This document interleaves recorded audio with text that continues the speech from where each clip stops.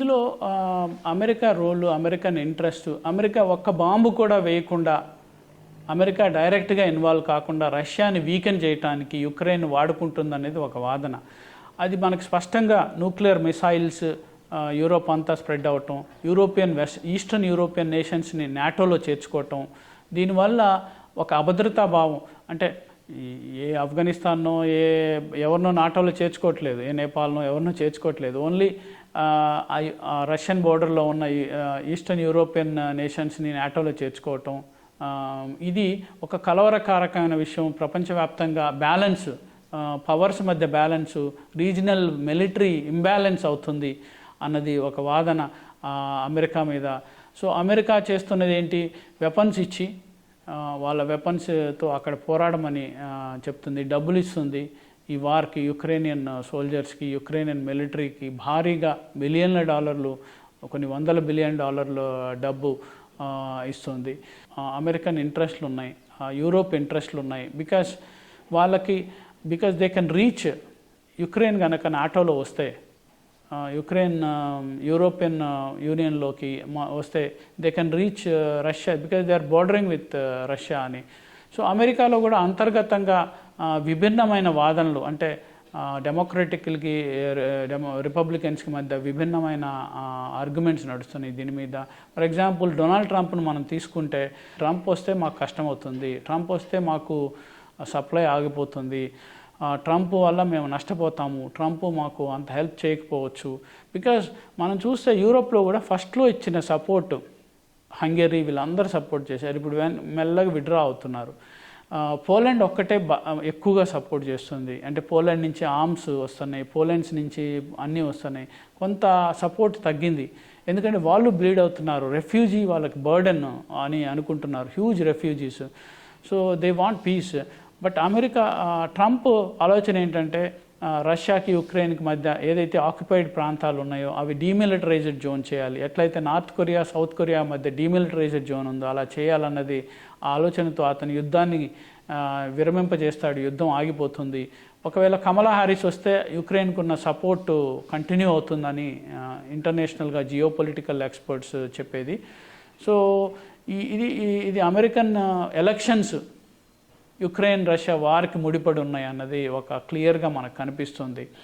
So American election result outcome అది linked with ఈ war outcome, war అవుతుందా లేదా అని. సో ఇంటర్నేషనల్గా ఈ స్టేక్స్ ఉన్నాయి ఈ వార్లో, ప్లస్ అక్కడ ఎకానమీ, ప్లస్ ఆఫ్రికా కూడా చాలా, Africa has become a lab. ఇప్పుడు మనం చూస్తే ఆఫ్రికాకి వీట్, అగ్రికల్చర్ ప్రోడక్ట్స్ యుక్రెయిన్ నుంచి రావాలి, ఆఫ్రికా చాలా ఎఫెక్ట్ అయింది, కొన్ని దేశాలు చాలా ఇంపాక్ట్ అయినాయి. అదే మాదిరిగా ఆఫ్రికాలో చైనా చాలా యాక్టివ్గా ఉంది, చాలా ఆఫ్రికా దేశాలకి ఈ రోజున చైనీస్. నేను మొన్న యుగాండా వెళ్ళిన ఒక కాంట్రాక్టర్తో మాట్లాడుతుంటే ఇట్లా క్యాజువల్గా, హౌ ఇండియన్స్ ఉన్న ప్లేస్ని హౌ చైనీస్ ఆక్యుపై చేసుకున్నారు మొత్తం బిజినెసెస్లో కానీ, లేకపోతే కాంట్రాక్ట్స్లో కానీ, ఇన్ఫ్రా ప్రాజెక్ట్స్లో కానీ, బోర్వెల్స్ డిగ్గింగ్లో కానీ. హైదరాబాద్ వల్లే చాలామంది ఆఫ్రికాని అంతా తవ్వేస్తున్నారు. సో ఇలా, కానీ చైనీస్ ఇంట్రెస్ట్, చైనా లోన్స్ ఇస్తుంది అన్ని ఆఫ్రికన్ దేశాలకి. So Africa is getting close to China, and Russian disinformation కూడా ఎక్కువ ఉంది. సో ఇది యూరోప్కి, అమెరికాకి ఆందోళన కలిగించే అంశం. So Africa become a lab. So Africans చాలామంది రష్యా తరపున పోరాడుతున్నారు. ఇప్పుడు ఫారెన్ కంబాటెంట్స్ అనేది ఒక ముఖ్యమైన విషయం, ఎందుకంటే రష్యన్ ఆర్మీలో నష్టాలు ఎక్కువ ఉండటం వల్ల రష్యన్ ఆర్మీలో కొంత నార్త్ కొరియా వాళ్ళని తీసుకుంటున్నారు ఇప్పుడు 3000 men. సో రష్యన్ ఆర్మీలో ఫారెన్ కంబాటెంట్స్ ఇండియా నుంచి కూడా తెలియకుండా మోసపోయి ఉద్యోగాలు అనుకొని హైదరాబాద్ నుంచి కూడా వెళ్ళారు చాలామంది. సో వాళ్ళు వెళ్ళి అక్కడ ఏదో ఉద్యోగం అనుకొని వెళ్తే ముందు మిలిటరీ సప్లైస్ అని, తర్వాత మిలిటరీలో ఫ్రంట్లో ఒక అతను కూడా చనిపోయాడు, ఇండియన్స్ కూడా చనిపోయారు అక్కడ ఈ ఆర్మీలో. అయితే నాకు జెలెన్స్కీ అడ్వైజర్ చెప్పాడు, అలెగ్జాంద్రా అని, ఇండియన్ గవర్నమెంట్ వెళ్ళి మాట్లాడినప్పుడు పుతిన్ ఒక డిక్రీ ఇస్తాడు, free all the Indian foreign combatants అని. అప్పుడు ఇండియన్ కంబాటెంట్స్ని అందరినీ రిలీజ్ చేశారన్నది. సో బట్ ఆఫ్రికా నుంచి చాలామంది అక్కడ పోరాడుతున్నారు. అయితే అదే మాదిరిగా యుక్రెయిన్లో కూడా ఫెటీగ్ చూశాను నేను ఆర్మీలో. ఇన్ని 2.5 సంవత్సరాల నుంచి ఫుల్ స్కేల్ వారు, గత 10 ఏళ్ల నుంచి లిమిటెడ్ వారు చేసి ఫెటీగ్ కనిపిస్తున్నాయి. ఒక మిలిటరీ అడ్మినిస్ట్రేటర్ని అడిగాను on record, yes there is a fatigue అని ఒప్పుకున్నాడు. రిక్రూట్మెంట్స్ కష్టమవుతున్నాయి. సో ఆ ఫెటీగ్ వల్ల వాళ్ళు ఏం చేస్తున్నారంటే ఒక చట్టాన్ని అమెండ్ చేశారు. రష్యానేమో ఇల్లీగల్గా ఎవరైనా వెళ్ళి ఫైట్ చేస్తున్నారు, బట్ యుక్రెయిన్ ఏంటంటే ఒక చట్టం చేసింది ఏమని ఫారెన్ కంబాటెంట్స్ని అలో చేస్తూ, ఇది ఒక కొత్త పార్శ్వం అన్నట్టు, వేరే దేశం కోసం వేరే వాడు పోరాటం.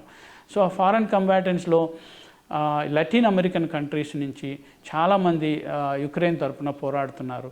సో ఇది ఒక అంటే వాగ్నర్ ఆర్మీ, రష్యాలో చూస్తే ఒక ప్రైవేట్ ఆర్మీ. అంటే ఈ వారు మనకు ఒక వింత ధోరణులు, వింత పోకళ్ళు మనకు చూపించింది. ఒకటి డ్రోన్ వార్ఫేర్ అయితే, రెండు ఈ ఫారెన్ కంబాటెంట్స్, ప్రైవేట్ ఆర్మీసు వీళ్ళందరూ వచ్చారు. ఇప్పుడు వార్ వల్ల అట్రాసిటీస్, బూచా అనే ఒక ప్రాంతం ఉంది, 690 మంది యుక్రేనియన్స్ని, పిల్లల్ని, మహిళల్ని ఊచకోత కోసింది రష్యన్ ఆర్మీ.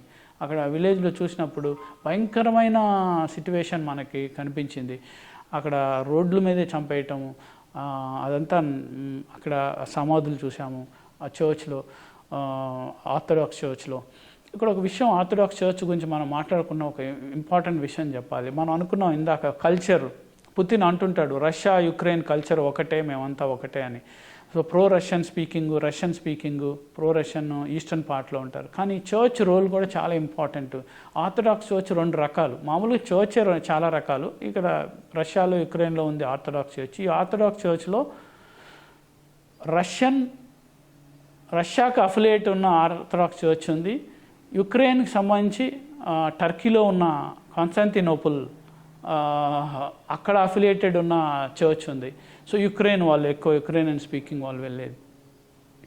సో ఇప్పుడు ఈ రష్యన్ ఆర్థడాక్స్ చర్చ్లో కూడా కొంతమంది ప్రో యుక్రెయిన్ ఉన్నారు, కొంతమంది ప్రో రష్యన్ ఉన్నారు, కొంతమంది బయటపడట్లేదు because they are part of ఇప్పుడు యుక్రెయిన్లో కాబట్టి. సో చర్చ్ రోల్ కూడా చాలా ఉంది ఇక్కడ ఓవరాల్గా మనం చూస్తే. ఒక రష్యన్ ఆర్మీ వచ్చినప్పుడు నేను చూశాను కీవ్ నగరంలో ఒక చర్చ్లో వాళ్ళు దాక్కుంటారు, అక్కడ చంపేయటం అదంతా.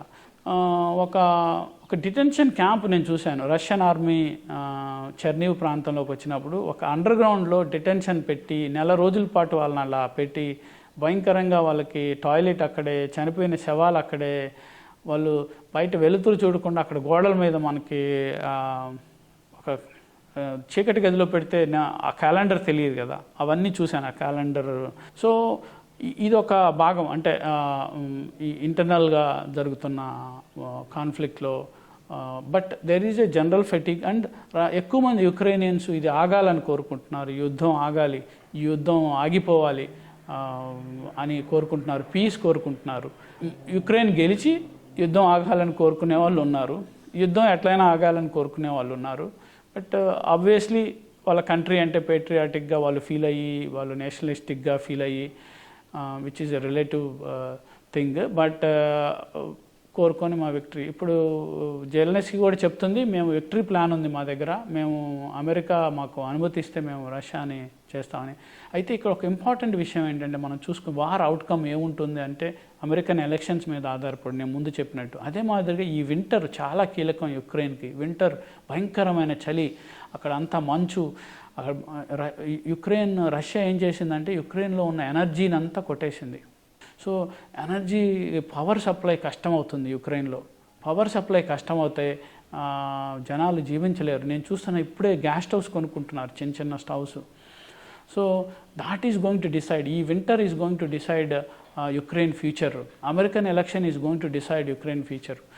ఈ వార్ అవుట్కమ్ రష్యా గెలుస్తుందా? రష్యా కూడా వేఅవుట్ కావాలి ఇప్పుడు, బికాజ్ రష్యా కూడా చాలా లాసెస్ సఫర్ అయింది. రష్యా కూడా I think it is looking at a way out, but decent way out for Putin. Because Russia image కూడా దెబ్బతింది చాలా వరకు యుక్రెయిన్ వార్లో. మనం చూస్తే వాళ్ళ నెరేటివ్స్ ఎలా ఉన్నా మన వాళ్ళు టీఆర్పీ కోసం యూట్యూబ్లో కానీ మీడియా ఛానల్స్లో కానీ న్యూస్ స్ట్రీమ్ వాళ్ళు రష్యా 2000 మంది చంపేసిందని ఇట్లా వస్తుంది.